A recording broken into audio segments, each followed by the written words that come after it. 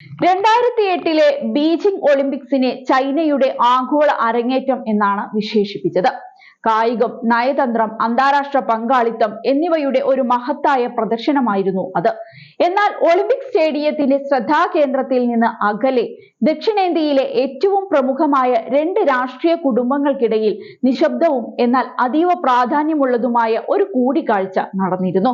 ബീജിംഗിലെ Olympics ഗെയിംസിന്റെ ഉദ്ഘാടന ചടങ്ങിൽ അന്നത്തെ കോൺഗ്രസ് പ്രസിഡന്റായിരുന്ന സോണിയാഗാന്ധി, രാഹുൽ ഗാന്ധി, പ്രിയങ്ക ഗാന്ധി വാദ്ര എന്നിവർ പങ്കെടുത്തിരുന്നു. അതേസമയം Pakistan Peoples Party chairman Bilawal Bhutto Zardari, സഹോദരിമാരായ ബക്തവാർ, ആസിഫ, ജഹാംഗീർ ഭദർ, റഹ്മാൻ മാലിക് എന്നിവരുൾപ്പെടെയുള്ള മുതിർന്ന PPP നേതാക്കൾ എന്നിവരും ചൈനീസ് തലസ്ഥാനത്ത് സന്നിധരായിരുന്നു. ഒളിമ്പിക്സിന്റെ ഉദ്ഘാടന ചടങ്ങിൽ പങ്കെടുക്കാൻ ചൈനീസ് കമ്മ്യൂണിസ്റ്റ് പാർട്ടിയുടെ ക്ഷണപ്രകാരം ഇരു പ്രതിനിധികളും ബീജിംഗിലായിരുന്നുവെന്നാണ് റിപ്പോർട്ട്. അതാത് രാജ്യങ്ങളിൽ ചരിത്രപരമായി സ്വാധീനമുള്ള രണ്ട് കുടുംബങ്ങളും ഏകദേശം 30 മിനിറ്റ് നീണ്ടുനിന്ന ഒരു ഹ്രസ്വ കൂടിക്കാഴ്ച നടത്തി. ആ വർഷം ആദ്യം കൊല്ലപ്പെട്ട മുൻ പാകിസ്ഥാൻ പ്രധാനമന്ത്രി ബേനസീർ ഭൂട്ടോയുടെ വധത്തിൽ സോണിയാഗാന്ധി അനുശോചനവും രേഖപ്പെടുത്തി. ആ സമയത്ത് നടത്തിയ പൊതു പ്രസ്താവനകളിൽ റഹ്മാൻ മാലിക് ഈ കൂടിക്കാഴ്ചയെ ഊഷ്മളവും വ്യക്തിപരവുമാണെന്ന് വിശേഷിപ്പിച്ചു. മാത്രമല്ല, രാഷ്ട്രീയ ചർച്ചകളൊന്നും നടന്നിട്ടില്ലെന്നും ഊന്നി പറഞ്ഞു.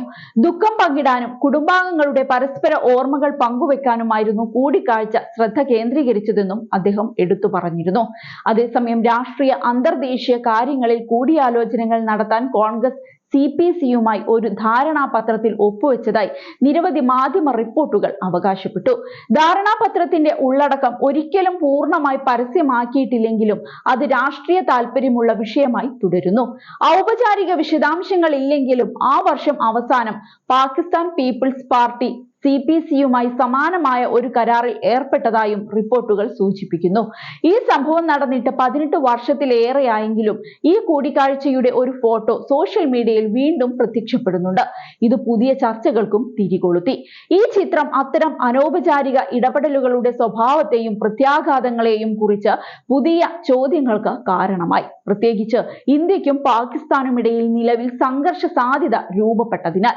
ആ കൂടിക്കാഴ്ച ഒരു ഔദ്യോഗിക നയതന്ത്ര പരിപാടിയല്ലായിരുന്നുവെങ്കിലും ചൈനീസ് കമ്മ്യൂണിസ്റ്റ് പാർട്ടിയുടെ ക്ഷണപ്രകാരം ചൈനീസ് മണ്ണിൽ നടന്നതും പ്രാദേശിക സ്വാധീനത്തിന്റെ നീണ്ട ചരിത്രമുള്ള രണ്ട് രാഷ്ട്രീയ രാജവംശങ്ങളുടെ അവകാശികൾ പങ്കെടുത്തതും കൊണ്ട് തന്നെ പൊതുജനങ്ങൾക്ക് സ്വാഭാവികമായും താല്പര്യമുണ്ടാകും.